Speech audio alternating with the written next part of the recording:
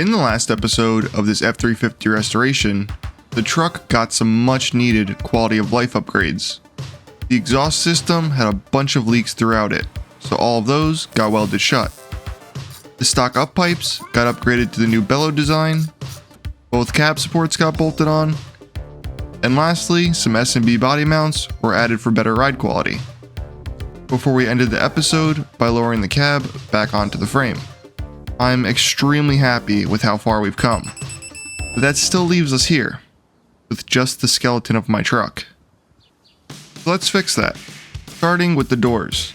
They've been taking up space in the garage and collecting dust for almost 6 months now, and they haven't got any lighter. Reattaching them is simple. There's just 3 bolts for each hinge.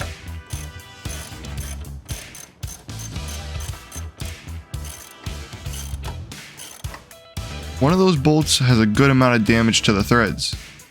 Luckily, I just bought this large tap and die set that should cover all the basic thread pitches. Even though some of the threads are gone, the die is going to help remove the rust and strain out whatever threads are left. At least it would if this kit was correct.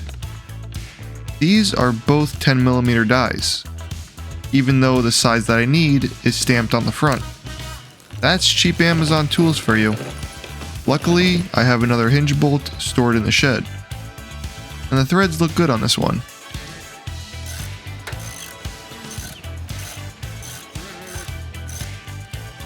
And if you're wondering, no, the window switch doesn't belong on the outside.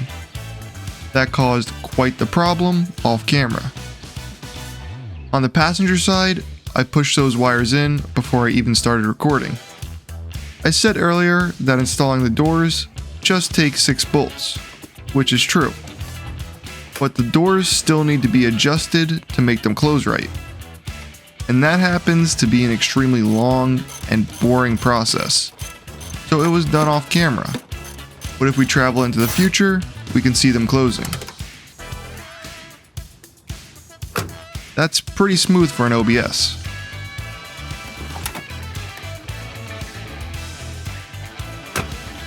Ooh, not so smooth on this side. In all fairness, it's always had to be lifted and slammed. But that's our doors done. Next on the assembly line is the bed.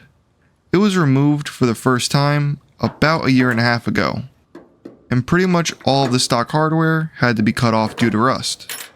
So, to avoid that from happening again, a generous amount of anti-seize was applied to every bolt.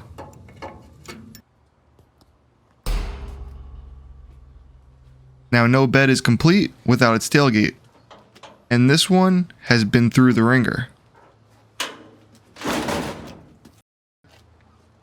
In my defense, from my perspective, it looked detached. Clearly, that wasn't the case. But thanks to the straps and hitch receiver, it didn't fall all the way to the ground. The tailgate's already in pretty bad shape. Don't get me wrong, dropping it doesn't help. But with that being said, I've been toying with the idea of fixing this tailgate. It might not look terrible from this angle, but it's bowed across the back and has dents everywhere. And I think it would be a good challenge. Safe to say, that wasn't my smoothest install, but the tailgate is once again operational. To avoid dropping the rear bumper on my face, we'll use 2 jack stands to hold it in position. The bumper hardware is on the rustier side of things, so I'm going to give that tap and die set another chance.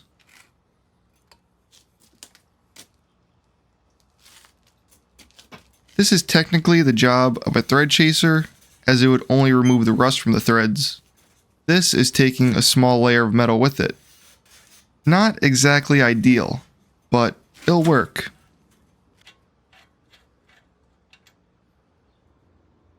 That looks way better, but that still doesn't make up for before.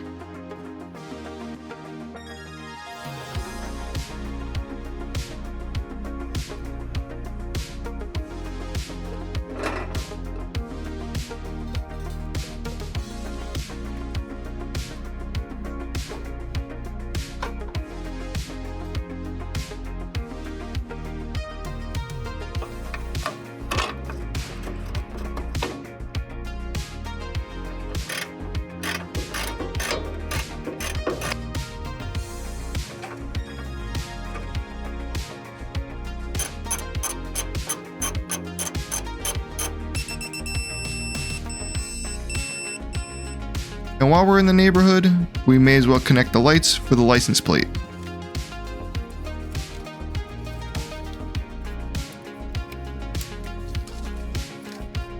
That's the back of the bed done. All that's left is the filler necks.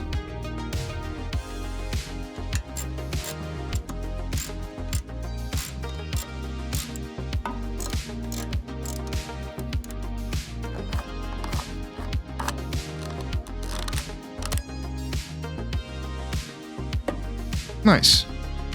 The bed is pretty much taken care of. The last problem would be that the cab is sitting noticeably higher than the bed because of the new bushings. S&B does provide some spacers that are meant for the cab, but I can use them back here to level this out. However, with the bed rails disintegrating, I'm going to hold off on that for now. There's more pressing issues towards the front of the truck. In the last episode, while I was patching the firewall, I noticed some rust around the cowl pinch weld. Most of the time, that's a sign that the factory seam sealer has failed. That's quite a problem when you consider the cowl's main job is to redirect all the water from your windshield, and a closer inspection confirms my suspicions. The seam sealer is gone in that area, allowing water to seep into the weld.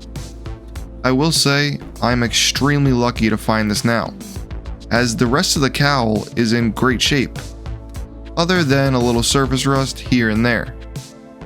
To stop the rust from spreading, we'll use what's left of this rust encapsulator.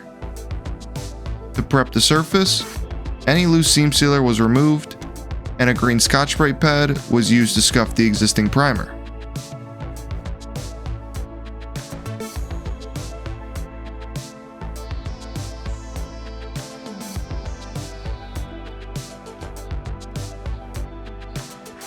That's the rust dealt with, but we still have to reseal the seam. Like earlier, the surface was scuffed, but this time only where the seam sealer is going to go.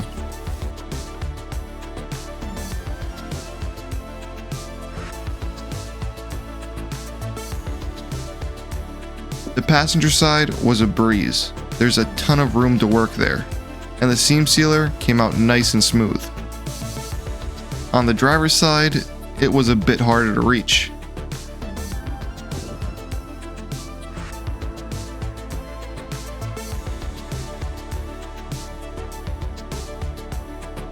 That's really ugly. Luckily, this is never going to be seen except for right now. The seam sealer was then top coated, and then for an extra layer of protection, some butyl tape was applied on top of that.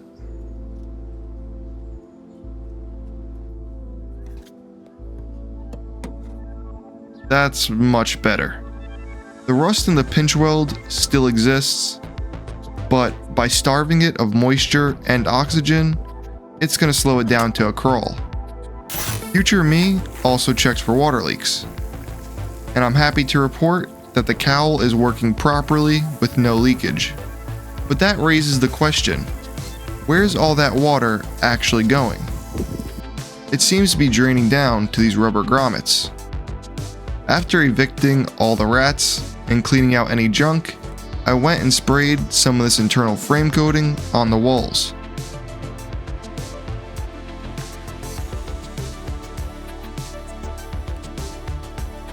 The best part about this is the wand itself. It sprays the fluid out in a 360-degree pattern, which makes it difficult to miss the panel. Fluid film and wool wax were considered for this task, but with this area seeing an abundance of water, I didn't want to have to reapply one of these products yearly. But by no means am I saying that these products are bad. Hell, I'm planning on using them in the future. For a job like this, having a paint coating is the way to go. I would say that the cowl is sealed better than it was from the factory, but only time will tell. And while we're rust-proofing areas, let's visit some of our previous work. I mentioned in an earlier episode that I had a plan to stop any rust from forming on my patches, and this internal frame coating is that plan. This, mixed with the weld through primer I used on the backside of everything, should stop the rust from even forming. It's hard to see down there, but I used whatever was left in the can. This stuff also seeps into tight spots, which is exactly what you want here.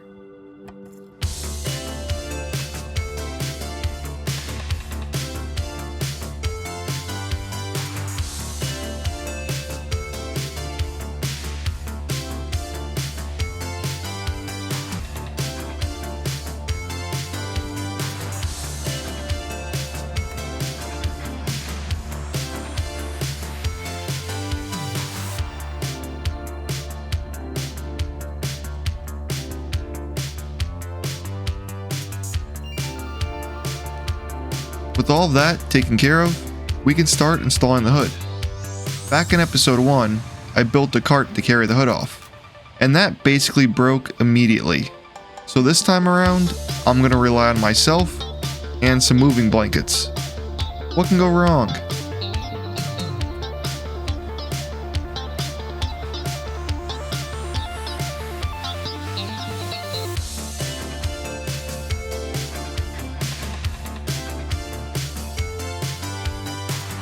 That went way better than expected. Sometimes I really do underestimate myself, but other times I really do mess shit up. That's why when I was fitting one of the fenders, I started to run into major problems. It looks like the new bushings raised the cab up quite a bit, which I anticipated, but the fender has to slide onto these pins on the rad support. The pins are adjustable to an extent, but the problem is, even with the pins raised all the way up, we're still not even close. After a bit of head scratching, I found that the bumper is stopping the fender from going down. And while I was looking at the bumper, I found that the driver's side has some room between this metal bracket, which is completely normal. What's not normal is the passenger side being all bent in. So this bumper is most likely tweaked upwards on the passenger side, which is causing our problem. To add insult to injury, that bend is also stopping the bracket bolts from being removed. That's nice.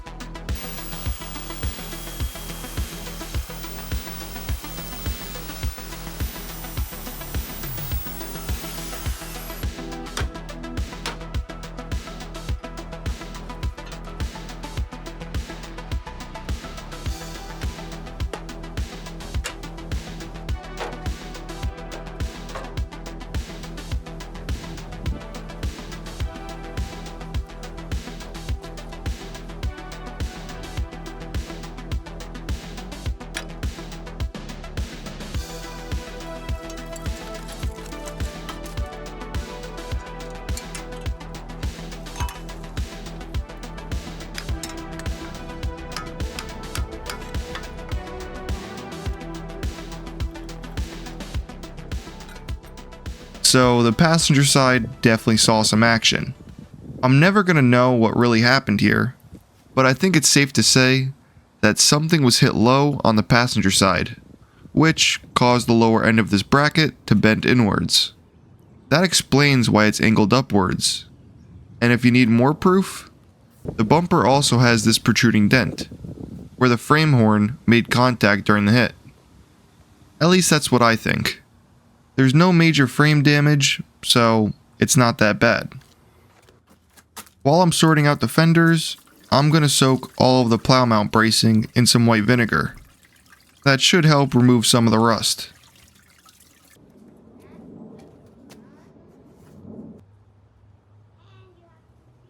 I mean, we're closer, but not close enough. It's not making any sense. All I added was cab supports and bushings. How can it be this much taller? Wait. Are those upside down? While looking at the new rad support bushings, it all clicked. Remember earlier when I was talking about removing the stock bed bolts? Well, while I was doing that, I also installed new rad support bushings because I was having, get this, fender problems. while I was switching my driver's side fender out for a rust-free one. I have a sneaking suspicion that this rad support was changed at some point, mainly because it's white, but it also has writing on it, which is very common in junkyards. So it's possible that these bushings were installed upside down when the rad support got changed out, or I messed it up last year. But it's fixed now. Let's see if the fenders fit.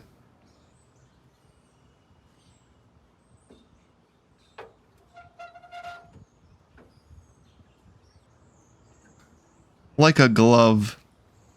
Almost like it's meant to be that way. I was even able to use the new plastic fender shims I ordered, since the old cardboard ones were long gone. But when we switched to the driver's side, the same problem happened. Even with no plastic shims and the rad support fully adjusted, we're still falling short. But this time, it's by such a small amount. I don't think it has anything to do with the bushings or the cap position. It's more likely the fact that this could be an aftermarket fender, which is throwing us off. The pins were close enough that one of those thick S&B spacers added to the rad support did the trick. Does that mean that the front of the truck is going to be crooked? Yes. Will it be noticeable? Not if I'm going fast enough. As for the gaps, they're acceptable. The driver's side fender is bulged out slightly, but it was like that before too. As for the passenger side, it looks pretty spot on to me. It's not perfect, but I'm happy with how it looks. There might be a day where I come back and align these gaps better, but for now, that's good. Lastly, the plastic splash shields have to be bolted on.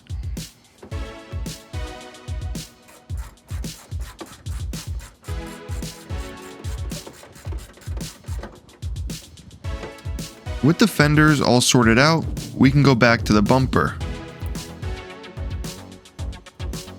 Why are we looking at the transcooler? I guess we'll strain those fins. This truck is paired with the underappreciated E4OD, which has gained quite a negative reputation over the years. But that's mostly because of this little guy. It's very undersized for what it's cooling. For comparison, a 6.0 Power Strokes transcooler has 26 to 31 rows and takes up the middle of the rad support. This is way too small to cool an E4OD, especially when towing. I do have plans in the future to upgrade this unit, but for now, this is all I can do. And while we're right here, let's line up the hood latch too.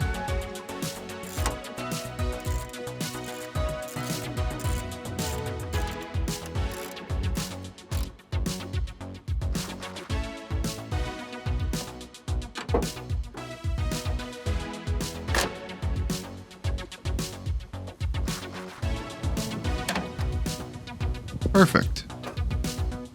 The front clip is coming together. We're just missing the front lip, header panel, grille, left headlight bezel, and the right headlight bezel. Now we're talking.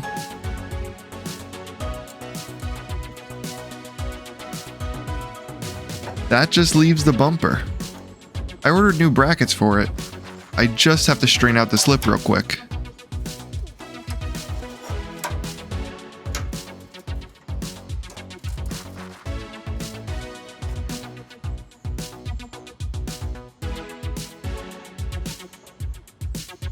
Well, it looks like they sent me two driver's side brackets. They look similar, but it's not gonna work. So I guess we'll try to reuse the old ones for now. Since I just straightened the bumper, I really don't want to bend it back by tightening these bolts fully. I'll use some blue Loctite to hopefully stop this bracket from coming loose. Of course, this is just going to be a temporary fix till I get a new bracket.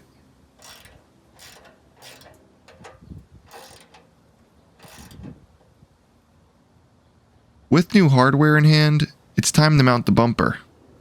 Wait, what about the plow stuff?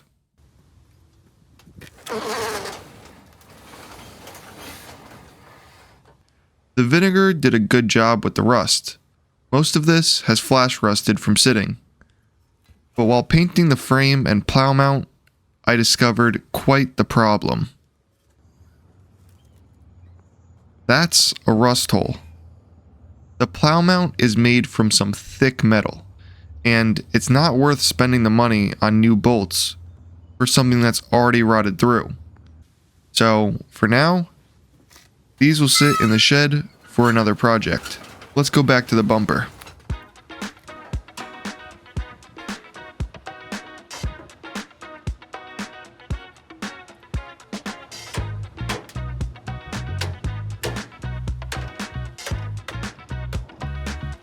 After multiple months, my truck is finally back together.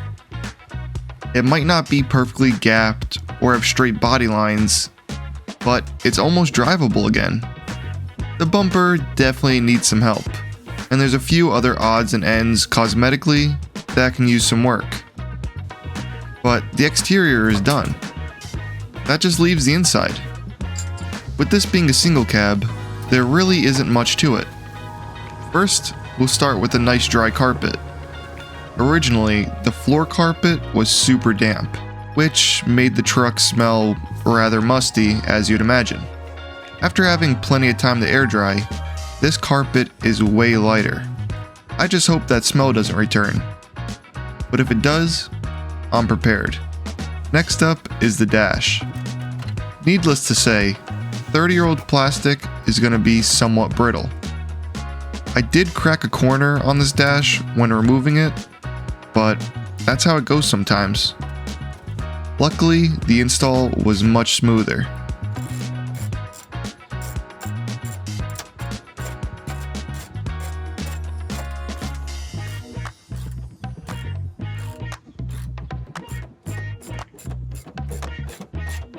After that, both the gas pedal and brake pedal were installed. Blue Loctite was used here on all the bolts, to prevent them from shaking loose in the future. Then the steering column was bolted to the dash, with the transmission linkage also being hooked up in the back. And then every connector was plugged in.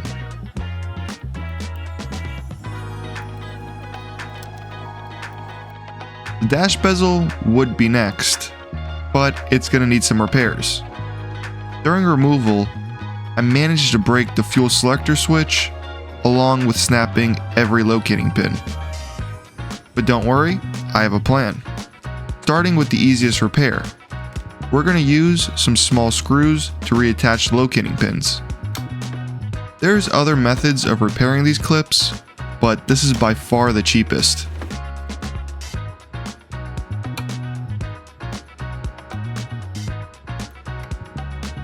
As for the cracked mounting holes, I want to make a backing plate to stop the plastic from bending anymore. It's rather easy to make. I use some 20 gauge scrap to cut out some small squares. And after I drilled some holes and laid down some paint, I was left with this. To attach them, we're going to use some JB Weld.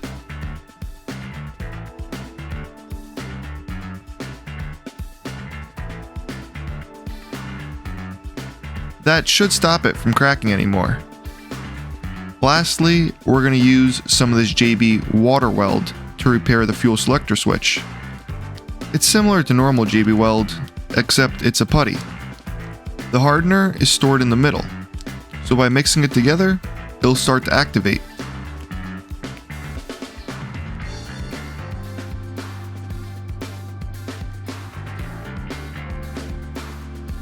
And these are going to act as our new mounts.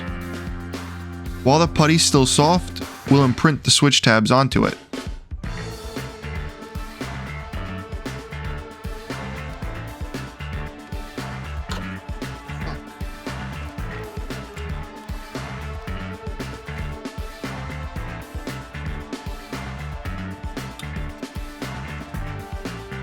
That's going to need about an hour to cure. Let's continue on the interior. These wires on the door got snipped during disassembly.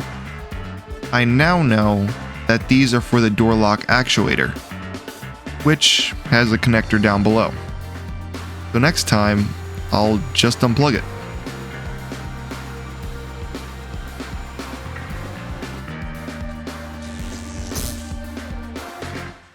After that, the door panel went back on, and the same thing was repeated on the passenger side.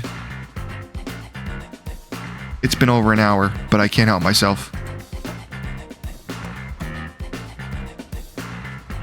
That's better. The bezel repairs should be done curing by now. There's a few extra repairs that were done off camera. One of the mounts broke on the wait to start light, so that got some putty too. And there was complications with one of the bezel reinforcements, so some more putty was added to that also. For the wait to start light, the putty was sanded to the proper height and then drilled out for some screws.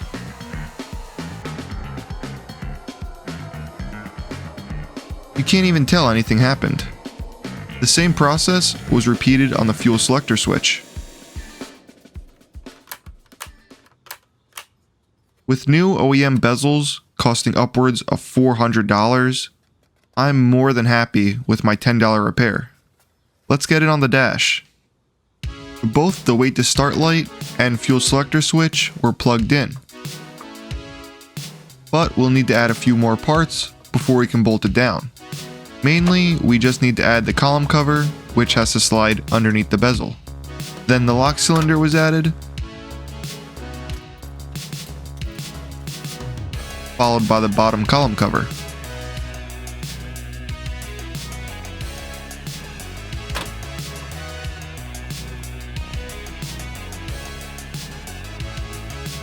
Next is the steering wheel.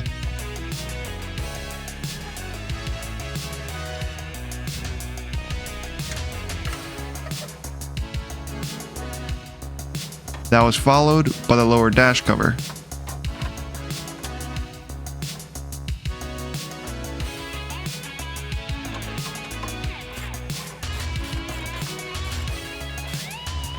And lastly, the bezel trim was clipped in place.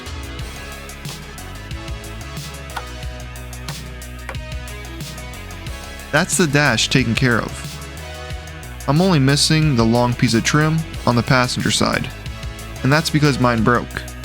To finish this off, let's add the seats.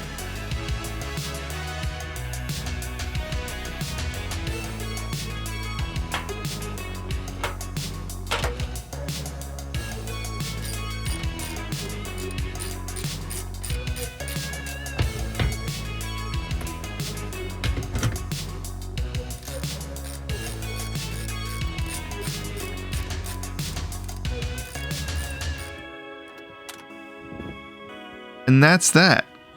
The interior is complete. For a 90s truck, this isn't too bad. The seats are pretty comfortable, and with added lumbar support being an option, you can't go wrong. I can't wait to start putting miles on this truck. The hours and hours of work that went into this have all been worth it. I could look at this truck forever, but I really want to hear it start. Whoa. Take it easy. That's later on. There's still plenty of work to be done here. In the next episode, we'll be tackling all of the problems with the brakes. So hopefully, I'll see you guys there.